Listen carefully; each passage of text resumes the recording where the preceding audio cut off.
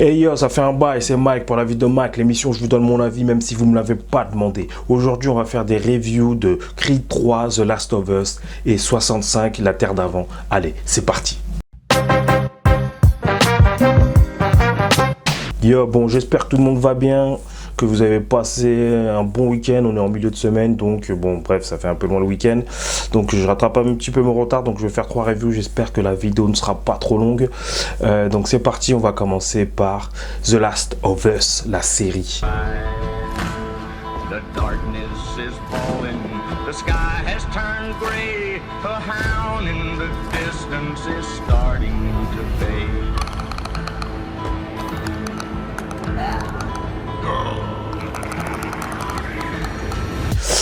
Qu'est-ce que j'en ai pensé? Donc j'en attendais beaucoup parce que déjà c'est HBO, parce que The Last of Us, moi j'avoue j'ai pas joué au jeu, donc déjà je vais pas faire une comparaison façon jeu pour voir si c'est une bonne adaptation du jeu, puisque je ne connais pas le jeu. Je sais, vous allez me dire ouais laisse tomber, les gars, moi je suis pas trop console, je suis sur la Wii, la Switch pardon, je vois même je suis encore à l'ancienne à la Wii, je suis à la Switch moi, je suis à la Switch, je joue avec mon fils tranquille, mais voilà, il n'y a pas de drame. Donc je connais pas The Last of Us, mais je sais que c'est un bon jeu, j'en ai beaucoup entendu parler. Et bref, je vais faire juste pour moi une comparaison qui va plus être légitime. Ça va être avec comment ça s'appelle, avec The Walking Dead.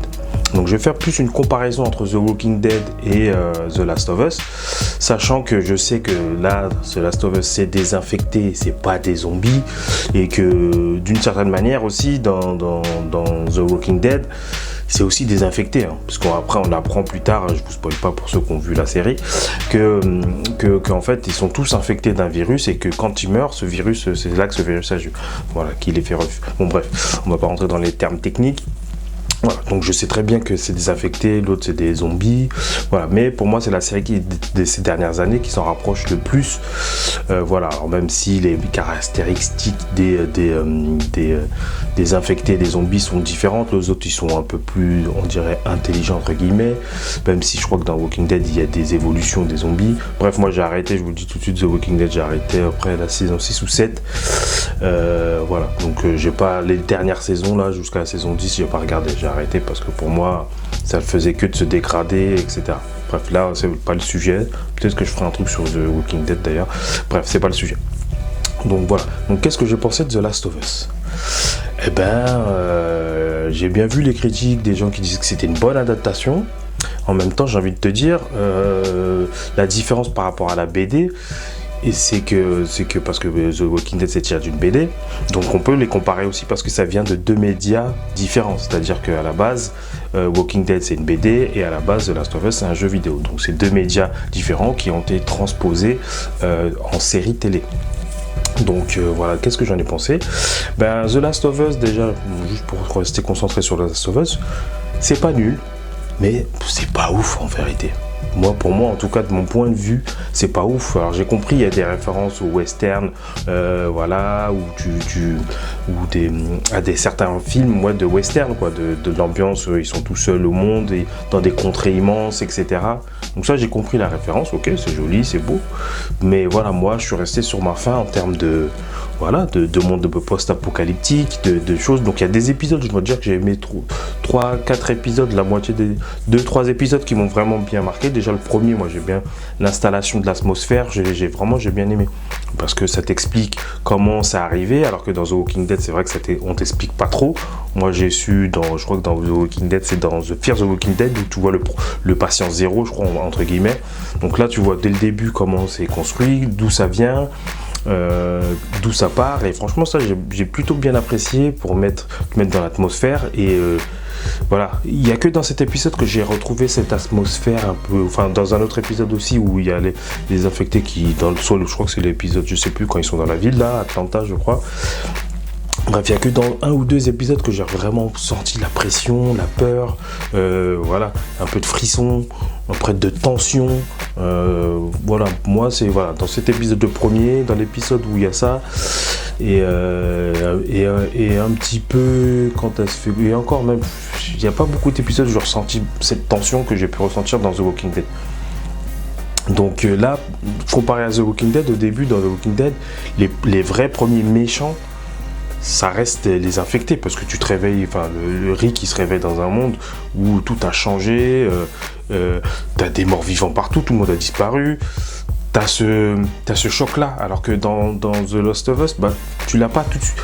Tu as une ellipse qui fait que bah, après les gars ils sont habitués et que c'est tout de suite, les infectés t'en vois très peu, et ce qui va se développer au fur et à mesure dans The Walking Dead, c'est-à-dire que petit à petit les ennemis c'est plus les infectés, c'est plus les marcheurs, c'est les gens, c'est les groupements, les affrontements entre les groupes. Ça se fait progressivement. Là, c'est tout de suite ça quasiment. Tu as un épisode où vraiment tu découvres les infectés, puis après tu as une ellipse, et puis en fait, bon, bah maintenant, tu as les groupes, les lucioles, les machins, les trucs. Et ce qui fait que en fait, les infectés, bah voilà, ils sont très vite secondaires en fait. C'est juste pour un moment, bah tiens, quand on veut mettre un peu de tension, on va mettre un peu d'infectés. Et puis voilà. Après, t'as les rapports humains, forcément. T'as le thème du truc est un peu cousu le fil blanc, le fait qu'au début c'est l'autre il est bourru, il est très introverti, méchant, il aime pas les gens, c'est Schtroumpf grognon, quoi, grosso modo, Schtroumpf grognon, et qui doit s'enticher d'une petite rebelle, qui fait un peu ce qui lui passe par la tête, qui dit ce qu'il pense, et puis forcément après il se rapproche au fil des épreuves de la vie, et chacun se découvre un peu sa personnalité. Donc ça c'est un peu, j'ai envie de dire, on voit arriver à des kilomètres en fait. On sait que voilà, forcément, ils vont s'attacher l'un à l'autre et qu'ils vont former une équipe, etc. Donc après, je suis quand même curieux de voir la saison 2 parce qu'apparemment, The Last of Us 2, le scénario est plus sombre, etc. Donc on verra. Mais là, moi, je reste un petit peu sur ma faim. Il y a l'épisode qui a fait polémique, je crois c'est le 2 ou 3, je crois, qui sont centrés. Alors je vais pas rentrer dans la polémique sur le fait que maintenant ça fait partie du cahier des charges de beaucoup de séries, de films, etc. de mettre de la représentativité, que ça soit pour les blacks, que ça soit pour la communauté LGBTQ+, etc. Et voilà, donc là, cet épisode qui est centré sur ce couple gay, qui apparemment dans le jeu, il a une importance, mais c'est pas celle qu'on lui a donnée dans la série. Donc ils ont un épisode qui, somme toute, ça aurait été autre chose que l'épisode de The Last of Us, ça aurait pu être un truc bien, hein, tu vois, mais dans The Last of Us, ça sort... Même si c'est un bel épisode, tu peux dire ce que tu veux, c'est une bonne relation, etc. Ça a aucun rapport avec tout le reste en fait. Voilà, ça fait pas avancer le schmilblick. Et déjà que le truc il avance pas super, voilà. La série elle est assez lente et il se passe pas beaucoup, dans plein d'épisodes il se passe pas grand chose. Voilà quoi. Après les acteurs jouent bien, il y a des bons acteurs. Pedro Pascal je l'aime bien, c'est un bon acteur. Mais je veux dire que voilà, c'est un bon acteur. Mais si même la petite elle joue bien, après il y en a qui vont dire oui elle ressemble pas à la truc, on s'en fout complètement de ça, on veut pas faire du copier-coller en fait.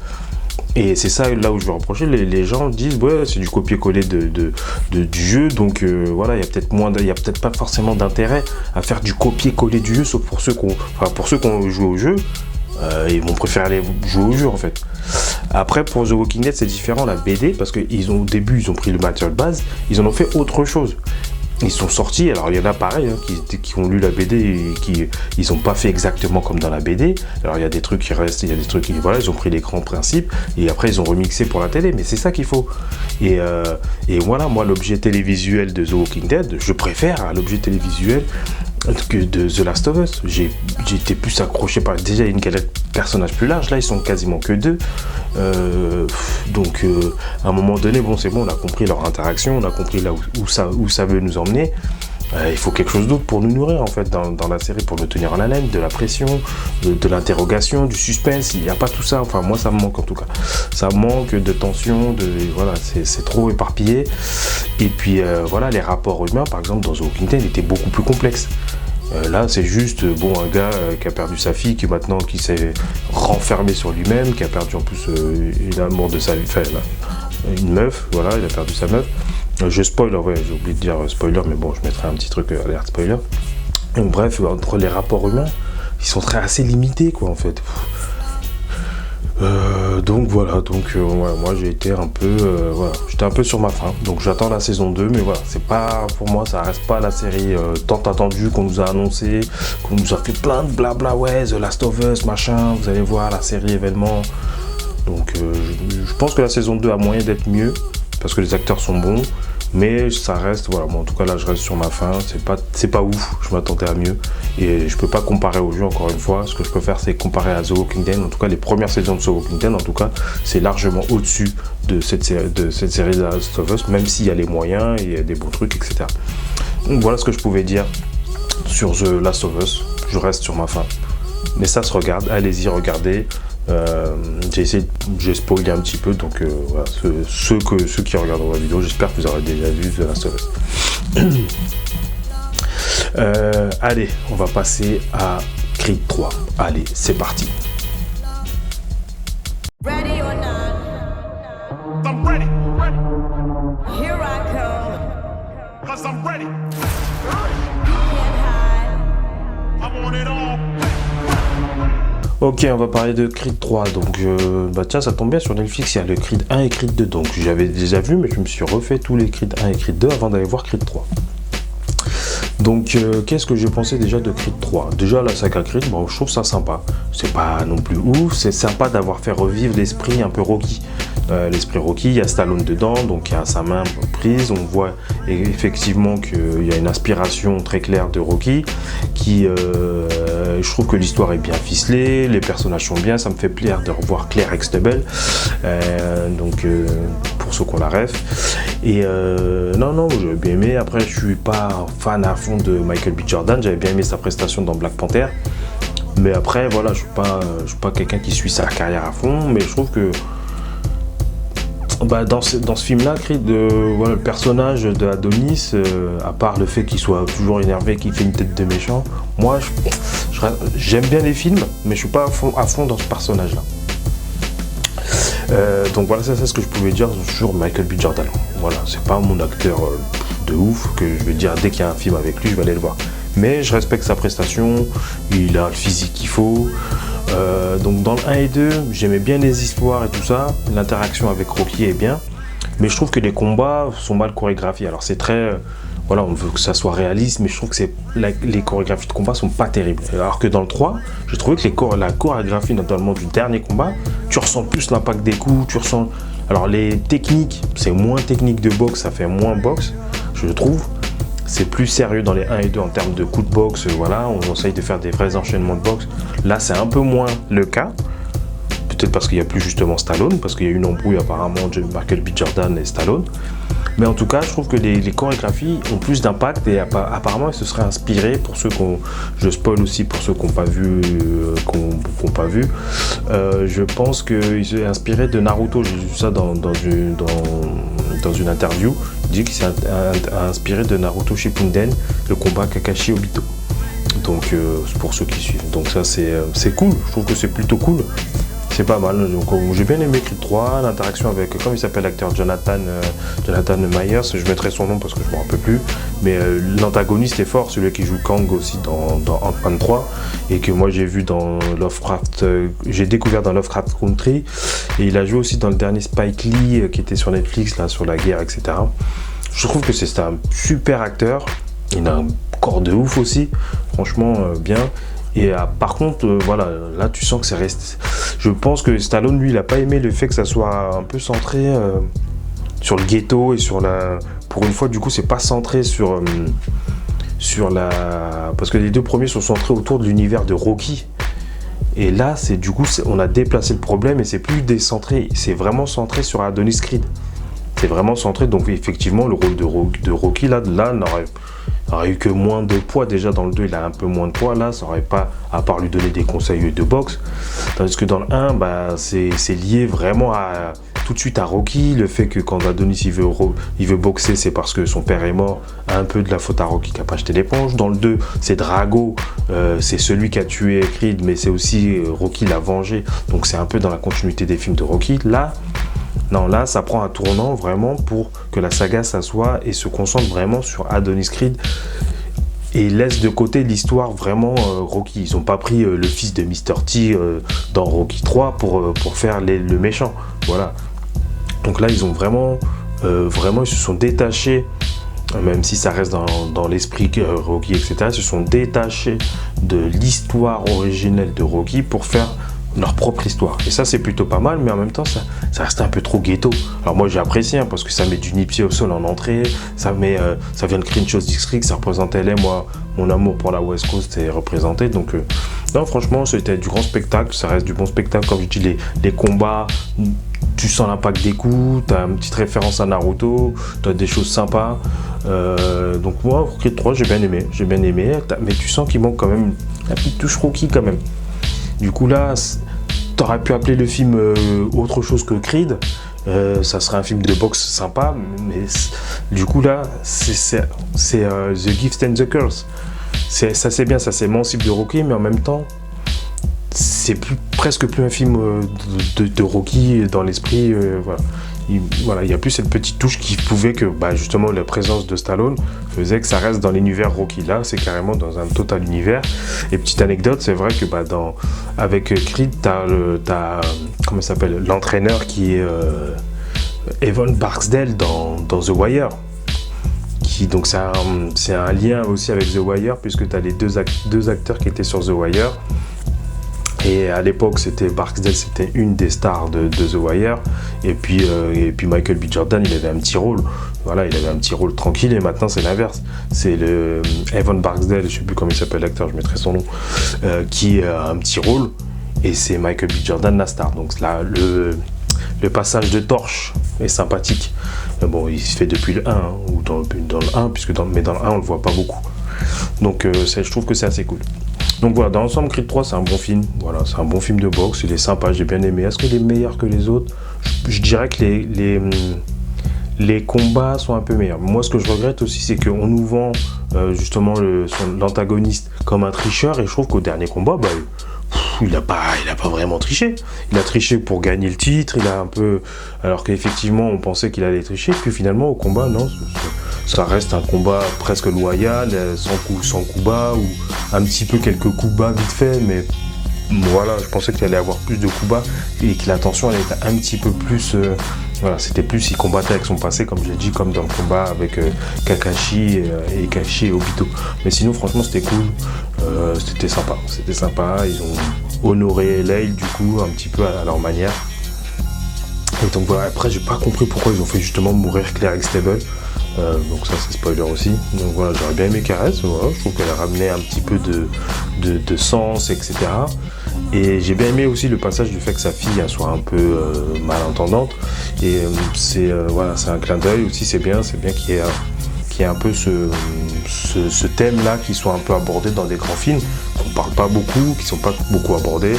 Je vous conseille aussi le manga Bocchi, je sais plus comme ça, Ranking Kings, où justement le héros est sourd et malentendant, sourd et muet, et forcément ça dénote parce que c'est rare. On met jamais en avant un héros ou un personnage qui a cet handicap-là. Cool.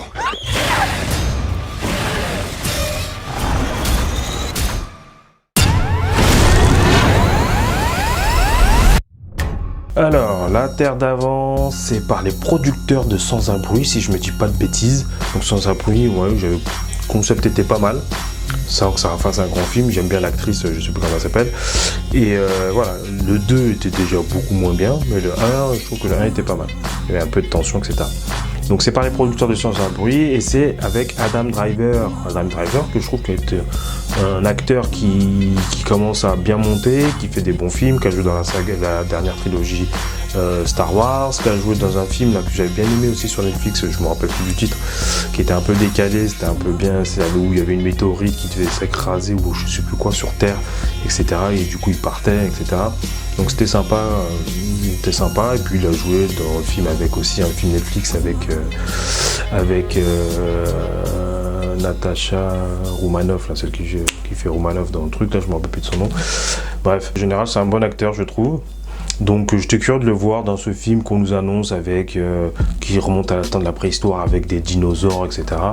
Donc ça aurait pu être un bon film, mais je vous dis franchement on dirait un film Netflix, voilà. c'est très moyen.